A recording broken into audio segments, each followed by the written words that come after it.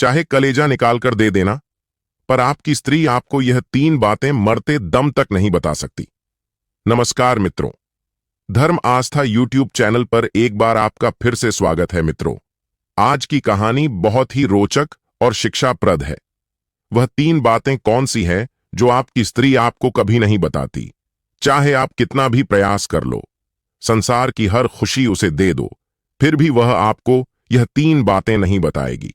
तो चलिए इस कहानी के माध्यम से समझते हैं। मित्रों, आपने राजा विक्रमादित्य का नाम तो सुना ही होगा, जो बहुत ही प्रजा राजा था। राजा विक्रमादित्य को सदैव अपनी प्रजा के सुख दुख की चिंता लगी रहती थी। यदि उनकी प्रजा में कोई भी दुखी व्यक्ति रहता था और राजा विक्रमादित्य को पता लग जाता, तो वे उसका दुख दूर करने के लिए हर संभव प्रयास करती थीं। इसीलिए तो राजा विक्रमादित्य का यश तीनों लोकों में फैला हुआ था, क्योंकि राजा का एक धर्म होता है कि प्रजा के सुख दुख के बारे में सोचना, उसकी भलाई के लिए काम करना। यही राजा का धर्म है। कौन क्या कर किसे क्या दुख है, इन बातों का पता लगाने के लिए राजा विक्रमादित्य भेष बदलकर नगर में घूमा करता था। अगर उन्हें कोई दुखी प्राणी मिल जाता था तो वे उसका दुख दूर करने का पूरा प्रयास करती थी। ऐसे ही वे एक रात बाजार की गलियों में घूम रही थीं। आधी रात का समय था। चारों ओर अंधकार और गहरा सन्नाटा छाया हुआ था। गलियों का चक्कर लगाते लगाते वे एक ऐसे घर के नजदीक जा पहुंचे जिस घर में एक छोटा सा दीपक टिमटिमाना था। राजा ने देखा कि उस घर के बाहर बरामदे में बैठी एक बूढ़ी मां चरखा कात रही थी। वो बुढ़िया अजीब सी हरकतें कर रही थी। कभी वह हुक्का पीने लगती, कभी वह हंसने लगती, कभी वह रोने लगती, कभी वह नाचने लगती। बूढ़ी मां की यह अजीब सी हरकतें करते देख राजा बड़ा विस्मय में पड़ जाता है। सोचने लगा, यह बुढ़िया पागल तो नहीं है? रात के समय यह भला ऐसा क्यों कर रही है? मुझे इसके पास जाकर कारण पता करना चाहिए। राजा विक्रमादित्य उस समय आम नागरिक की बेसू में था। उसने जाकर उस बूढ़ी मां से उसके हंसने और रोने का कारण पूछा। तब बुढ़िया कहती है, हे मुसाफिर, तुम अपने रास्ते जाओ। मेरा हाल जानकर तुम क्या करोगे? यदि तुम मेरा दुख दूर कर सको तब तो मैं अपना हाल तुमसे कहूं, वरना मेरा और अपना समय खोटा मत करो। राजा विक्रमादित्य बोला, हे मां, तुम निसंकोच होकर अपनी बात मुझसे कहो, मैं तुम्हारे दुख को अवश्य दूर करूंगा। बुढ़िया बोली, मुसाफिर, अगर मेरे दुख को कोई दूर कर सकता है तो वह सिर्फ यहां का राजा विक्रमादित्य है। इसके अतिरिक्त और किसी के अंदर इतनी सामर्थ्य नहीं है कि वो मेरे दुख को दूर कर पाए। विक्रमादित्य बोले कि हे मां, मैं ही राजा विक्रमादित्य हूं। आप बताओ तो सही, क्या बात है? मैं तुम्हें वचन देता हूं कि तुम्हारी हर प्रकार से मदद करूंगा। तब बूढ़ी मां कहती हैं कि तुम्हें एक शर्त मेरी माननी पड़ेगी। अगर 6 मास के अंदर तुमने मेरे कार्य को पूरा नहीं किया तो 6 मास समाप्त होते ही तुम्हारी मृत्यु हो जाएगी। मित्रों, राजा विक्रमादित्य ने उस बुढ़िया की शर्त को मान लिया। बुढ़िया बोली, मेरा नौजवान बेटा और बहू अंदर के कमरे में सोए हुए थे। एक दिन जब मैं प्रातःकाल उनको उठाने के लिए गई तो देखा कि दोनों ही उनके बिस्तरों पर सिर्फ बड़े बड़े पत्थर लेटे थे। यह रहस्य आज तक मेरी समझ में नहीं आया और तब से मेरा दिमाग ठीक से काम नहीं कर रहा है। मेरी हालत पागलों जैसी हो गई है। यदि तुम कर सको तो मेरी बहू और बेटा को 6 मास के अंदर जहां भी गए हैं वहां से वापस ले आओ। यदि तुमने यह काम 6 महीने के भीतर नहीं किया तो तेरी मृत्यु हो जाएगी। राजा विक्रमादित्य ने उस बूढ़ी मां को वचन दिया कि महीने के भीतर मैं तुम्हारी बहू और बेटों को लेकर आऊंगा। इस प्रकार से राजा विक्रमादित्य वहां से विदा लेकर चला जाता है। घूमते घूमते कई दिन व्यतीत हो गए। भूख के प्यासे भ्रमण करते करते उसने दुनिया का कोना कोना छान मारा, लेकिन कहीं भी उनका आता पता न चला।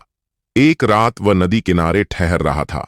इधर उधर भटकने घूमने के कारण शरीर में बहुत थकावट थी, इसलिए वो नदी के किनारे लेट जाता है।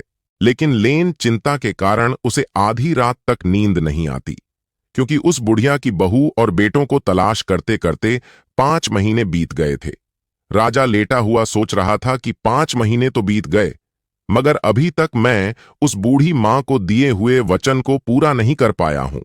यदि 1 महीना और बीत गया तो मेरी मृत्यु हो जाएगी। मैं उस बूढ़ी मां को कैसे मुंह दिखाऊंगा? इससे तो अच्छा है कि मैं स्वयं ही नदी में कूदकर अपनी जान दे दूं। विचार करके राजा विक्रमादित्य नदी में कूदने के लिए चल पड़ा। नदी के किनारे जाकर खड़ा हो गया और नदी में कूदने ही वाला था। तभी उसे रास्ते में किसी के कपड़े धोने की आवाज सुनाई थी। सोचने लगा, इतनी रात गई, कौन कपड़े धो रहा है, चलकर देखना चाहिए। राजा विक्रमादित्य उसी आवाज के पास पहुंच जाता है तो देखा कि वहां एक धोबी कपड़ा धो रहा है। राजा ने जोर से आवाज देकर पूछा, कौन हो भाई, और आधी रात के वक्त कपड़े धोने की क्या जरूरत पड़ गई? तब वो धोब कहता है, अरे भैया, क्या बताएं, हमारे यहां अनारकली नाम की एक लड़की है जिसने आज तक सूर्य का मुख नहीं देखा है। उसके जितने भी काम होते हैं वे सब रात में ही होते हैं। यहां तक कि उसके कपड़े भी रात को ही धोकर सुखाने पड़ते हैं। इसीलिए हमें आधी रात पर कपड़े धोने आना पड़ता है। धोबी की बात सुनकर राजा को बड़ी हैरानी होती है। राजा वापस अपने उसी स्थान पर आकर लेट जाता है। उसके कुछ समझ में नहीं आ रहा था कि अब मैं क्या करूं। जब उसके कुछ समझ में नहीं आया तो वह फिर डूबने के लिए चल दिया। इस प्रकार मित्रों, राजा फिर से जब डूबने के लिए तैयार हुआ तभी उसी समय राजा की नाक में धूप और अगरबत्ती की सुगंध आने लगी। उसके बाद उसे शंख की धुनी सुनाई थी। विक्रमादित्य सोचने लगा कि मैंने 2 बार मरने का प्रयास किया पर दोनों बार मेरे मरने में रुकावट आ गई। लगता है परमात्मा कुछ और ही कराना चाहता है। इससे साफ पता चलता है कि अभी मेरी मृत्यु का समय निकट नहीं आया है। मित्रों, सुबह का समय होने वाला था। राजा ने सोचा, जरूर कोई साधु महात्मा भगवान की पूजा पाठ कर रहे होंगे। चलो अब उन्हीं के दर्शन कर लेते हैं। अब तो राजा साहब जिधर से सुगंध आ रही थी, शक और घंटे की आवाज आ रही थी, उधर के लिए ही चल पड़े। थोड़ी चलने पर उन्हें एक महात्मा जी की कुटियां दिखाई दी। राजा ने महात्मा जी के चरणों में प्रणाम किया और एक तरफ बैठ गए। विक्रमादित्य को निराश, हताश और उदास देखकर महात्मा जी ने कहा, हे नौजवान, तुम्हें देखकर लगता है कि तुम कोई अच्छे परिवार से हो। तुम्हारे और तुम्हारे मुखमंडल को देखकर ऐसा प्रतीत हो रहा है कि तुम बहुत दुखी हो। तब राजा विक्रमादित्य कहता है, महात्मा जी, मैं उज्जैन नरेश राजा विक्रमादित्य हूं। किसी को वचन दिया है। मैंने किसी को वचन दिया था और अपना वचन पूरा न कर पाने के कारण मैं बहुत दुखी हूं। इसीलिए मैं नदी में डूबकर मरना चाहता था। तब तक मुझे शंख की धुनी सुनाई पड़ गई। मैंने सोचा मरने से पहले क्यों ना मैं आपके दर्शन कर लूं। महात्मा बोले, धन्य हो राजन, आज तक तो आपका नाम ही सुना था, लेकिन आज तो आप स्वयं ही यहां पधारे हैं। कहिए, मैं आपकी क्या सेवा कर सकता हूं? तब राजा विक्रमादित्य ने उस बुढ़िया की बहू और बेटे की बात बताई। उस धोब की लड़की की भी बात बताई कि धोबी कह रहा था कि उसकी लड़की ने आज तक सूर्य नहीं देखा है। उसके सारे काम रात में होते हैं। इस बात ने मुझे और उलझन में डाल दिया है। मुझे कुछ समझ में नहीं आ रहा है कि मैं क्या करूं। दोस्तों, थोड़ी देर सोचने विचारने के बाद महात्मा जी बोले, राजन, तुम एक काम करो, तुम उस धोबी की लड़की से विवाह क्यों नहीं कर लेती? 2-4 दिन उसके पास रहना और वहां का सारा हालचाल देखते रहना। उसके बाद तो तुम मेरे पास चले आना। मैं तुम्हें सारी कहानी समझा दूंगा। मित्रों, महात्मा जी की इन बातों को सुनने के बाद अगले दिन राजा विक्रमादित्य सज धज कर धोबी के घर जाता है और उसकी लड़की से शादी करने की इच्छा प्रकट करता है। राजा विक्रमादित्य तो वैसे भी सुंदर था। एक सुंदर राजकुमार को देखकर धोब प्रसन्न हो जाता है कि ऐसा दामाद मुझे कहां मिलेगा। मित्रों, इस दिन धोब ने अपनी पुत्री अनारकली का विवाह विक्रमादित्य के साथ कर दिया। शादी करने के बाद राजा उसी धोबी के घर पर रहने लगता है। लेकिन धोबी की लड़की ने न तो उन्हें अपना मुंह दिखाया और ना ही कोई बात की। जो भी बात होती थी वह वहां की नौकरानी के माध्यम से होती थी। अक्सर उसके कार्य रात को ही होते थे और दिन में वो लड़की पूरे दिन सोई रहती थी। राजा 3-4 दिन तक वहां रहकर देखता रहा, मगर उसके कुछ समझ में नहीं आया। कुछ दिन वहां रहने के बाद राजा फिर से उन्हीं महात्मा जी के पास लौट आता है और महात्मा जी को सारी बात बताई। महात्मा जी बोले, राजन, अब तुम चिंता मत करो, अब तो अपना काम बना हुआ ही समझो। वास्तव में धोबी की लड़की अनारकली इंद्र राजा की अप्सरा है। वो रात को जाकर इंद्र की सभा में नृत्य करती है। बुढ़िया के बहू और बेटा वही रसोई का काम करते हैं। मैं तुम्हें 3 दिन के लिए 3 जादुई गोलियां देता हूं। तुम इनमें से एक गोली प्रतिदिन रात को मुंह में अपने रख लेना। इन गोलियों के प्रभाव से रात को तुम्हें कोई भी नहीं देख सकेगा और तुम सब कुछ देख सकोगे। जब वो लड़की इंद्र के दरबार को जाए तब तुम पीछे पीछे उसके साथ चले जाना। उसके बाद वहां तुम्हें क्या करना है वह तुम्हारी बुद्धि पर निर्भर करता है। इतना कहकर महात्मा जी ने 3 गोलियां विक्रमादित्य को दे दी। विक्रमादित्य गोलियां लेकर धोबी के घर वापस आ गए। रात को विक्रमादित्य बहाना बनाकर शीघ्र ही सो जाते हैं। थोड़ी देर बाद गोली को मुंह में रखा और दरवाजा बंद करके बाहर निकल गए। उधर अनारकली भी इंद्र की सभा में जाने के लिए तैयार हो रही थी। राजा विक्रमादित्य ने चुपके से उसके नहाने के पानी में ठंडा पानी मिला दिया और उसके श्रृंगार के कमरे में सारा सामान इधर उधर फैला दिया। उधर अनारकली ने देखा कि उसके नहाने के पानी में किसी ने ठंडा पानी मिला दिया है और उसके श्रृंगार को फैला दिया है। यह देखकर अनारकली को बड़ी हैरानी हुई। वह अपनी नौकरानी पर बिगड़ती हुई बोली कि यह सब किसने किया है। दासी के पास भी उसका कोई जवाब नहीं था, लेकिन वह तो राजा विक्रमादित्य की करतूत थी।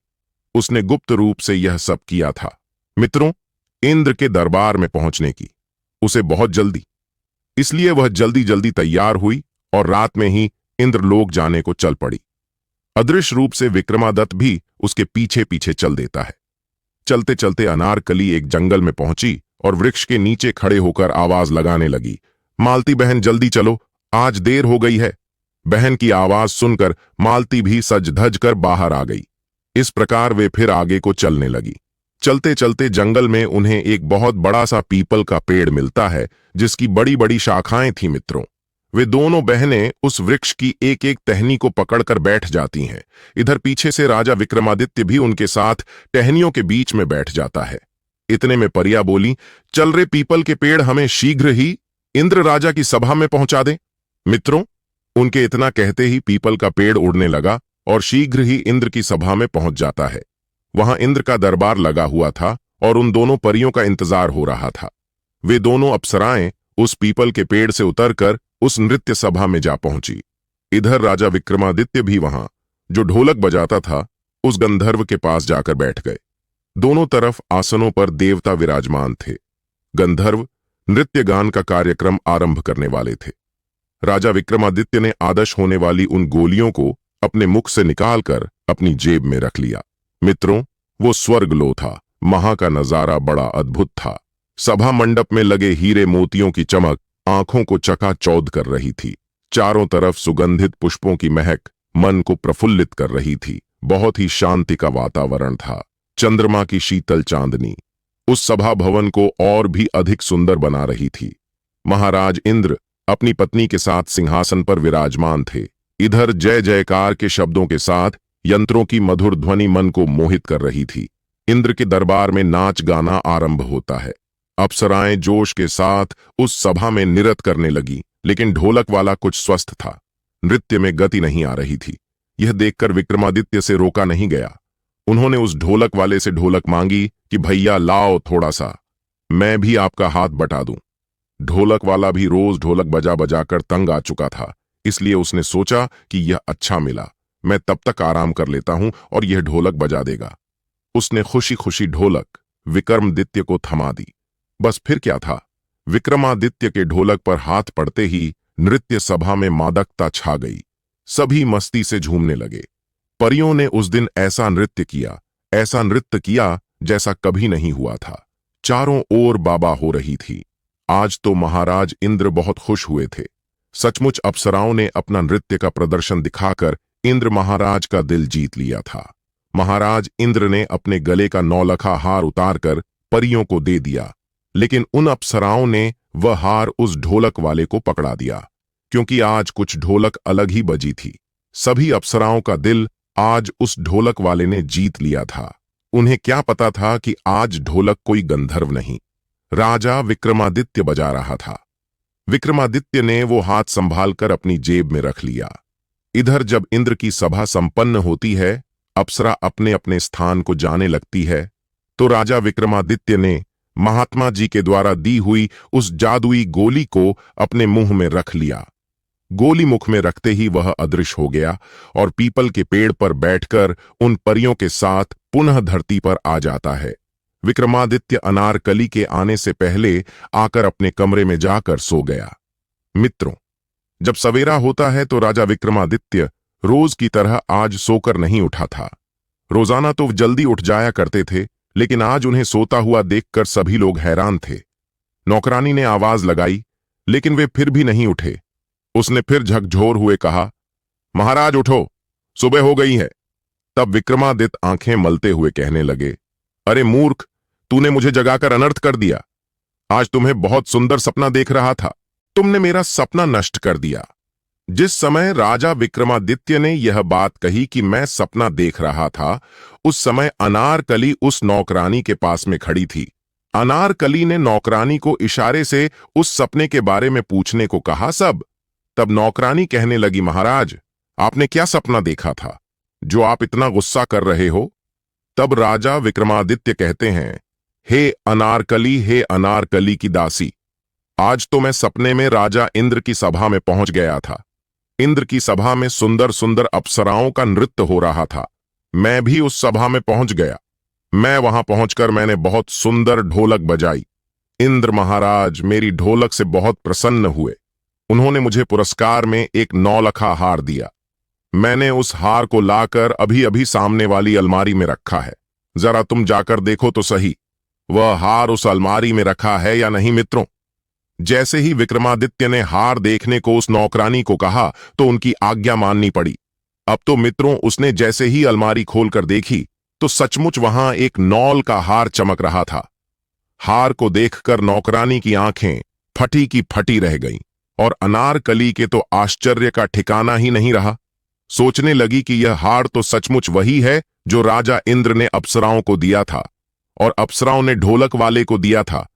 उसके कुछ समझ में नहीं आ रहा था कि वो हार इन तक कैसे पहुंचा। क्या सच में ये सपने में वहां पहुंच गए थे? मित्रों, इस प्रकार वो दिन बीत जाता है और फिर जब शाम होती है तो आज रात को फिर से अनारकली इंद्र की सभा में जाती है और चुपके से विक्रमादित्य भी वहां पहुंच जाते हैं। फिर से नाचगान शुरू होता है। आज राजा विक्रमादित्य ने ढोलक वाले गंधर्व से ढोलक लेकर पहले दिन से भी अच्छी ढोलक बजाई। आज तो अप्सराओं ने और भी ज्यादा अच्छा नृत्य किया।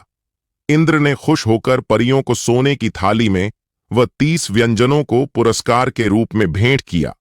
परियों को लगा कि सारा कमाल तो उस ढोलक वाले का है, वसी नाम का अधिकारी तो ढोलक वाला है।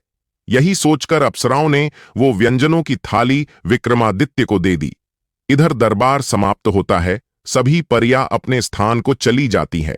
विक्रमादित्य भी पहले से पहले आकर व्यंजनों की थाली को अलमारी में रखकर बिस्तर पर आकर सो जाते हैं और प्रातःकाल काफी देर तक सोते रहते हैं। आज फिर से जब नौकरानी ने उन्हें जगाया तो वे फिर से गुस्सा होकर बोले, अरे मूर्ख नौकरानी, आज तो तूने मेरा सारा कार्य ही बिगाड़ दिया। आज तो मुझे कल से भी अधिक सुंदर सपना दिखाई दे रहा था। अनारकली ने पूछा, या कि आज उन्होंने सपने में क्या देखा है? तो राजा विक्रम समझाते हैं कि आज मैंने इंद्र की सभा में कल से भी अधिक सुंदर ढोलक बजाई थी। इस पर उन्होंने प्रसन्न होकर सोने की थाली में 36 प्रकार की दिव्य भोजन मुझे भेंट किए हैं। मैं उस थाली को लाकर अलमारी में रख दिया है। तुमने मुझे जगा दिया, जाओ देखो वहां वो थाली रखी है कि नहीं। नौकरानी ने जब अलमारी खोलकर देखी तो सचमुच व्यंजनों की थाली वहां रखी हुई थी। पास में ही अनारकली खड़ी थी। व्यंजनों की थाली देखकर वो स्तब्ध रह गई। उसके कुछ समझ नहीं आ रहा था कि यह सब कैसे हो रहा है। यह थाली तो इंद्र महाराज ने अप्सराओं को भेंट में दी थी। इनके पास कहां से आई? मित्रों, इसी बात की उधेड़-बिन में पूरा दिन बीत जाता है। अंत में हारकर शाम के समय उसे राजा से बोलना ही पड़ गया। अनारकली राजा से कहने लगी, हे महाराज, मेरी समझ में यह रहस्य नहीं आ रहा है कि सच सच बताओ, आपने यह सब कैसे किया? सचमुच वह थाली वही थाली है जो राजा इंद्र ने दी थी। तब राजा विक्रमादित्य ने देखा कि अनारकली उसके सम्मुख आकर अपना मुख दिखाकर निवेदन कर रही है। राजा ने अब तक उसका मुख नहीं देखा था। सुंदर अनारकली का चेहरा देखकर राजा बहुत हो जाता है। विक्रम ने कहा, मैं तुम्हें बता तो दूंगा, पहले तुम अपना रहस्य मुझे बताओ कि तू अपना मुख मुझे क्यों नहीं दिखाती थी।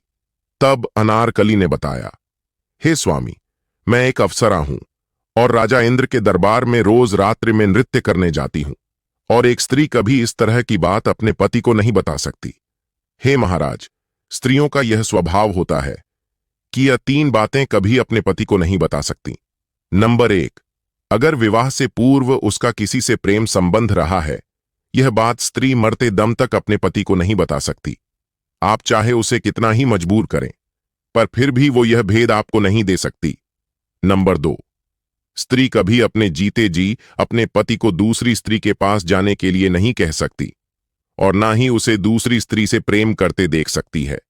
नंबर 3, मैं सुंदर नहीं हूं। स्त्री अपने पति को यह बात भी कभी नहीं कह सकती। स्त्री का यह स्वभाव होता है कि वह चाहे कितनी ही कुरूप हो, फिर भी अपने अपने आप को सबसे अधिक सुंदर समझती है। जो उसके मायके वालों को नीचा दिखाती हो, वह बात भी औरत अपने पति को नहीं बता सकती। इस प्रकार राजा विक्रमादित्य ने भी अपना राज्य अनारकली के सामने खोल दिया कि वो राजा विक्रमादित्य है, और उसने एक बुढ़िया को वचन दिया है कि मैं उसकी बहू और बेटे को लेकर आऊंगा। मैं ही अदृश्य रूप से इंद्र के दरबार में तुम्हारे पीछे पीछे जाता था और वहां जाकर बांध यंत्र बजाता था। मित्रों, अनारकली ये सुनकर बहुत प्रसन्न हो जाती है कि यही राजा विक्रमादित्य है। राजा विक्रमादित्य को पति रूप में पाकर अनारकली भी अपने आप को बहुत बड़ी सौभाग्यशाली समझती है और कहती है, हे महाराज, आपकी पत्नी तो मैं बन चुकी हूं, लेकिन आप मुझे पूर्ण रूप से नहीं पा सकती, क्योंकि मैं इंद्र की अप्सरा हूं और इंद्र महाराज के इशारे पर ही मुझे जीवन भर चलना पड़ेगा।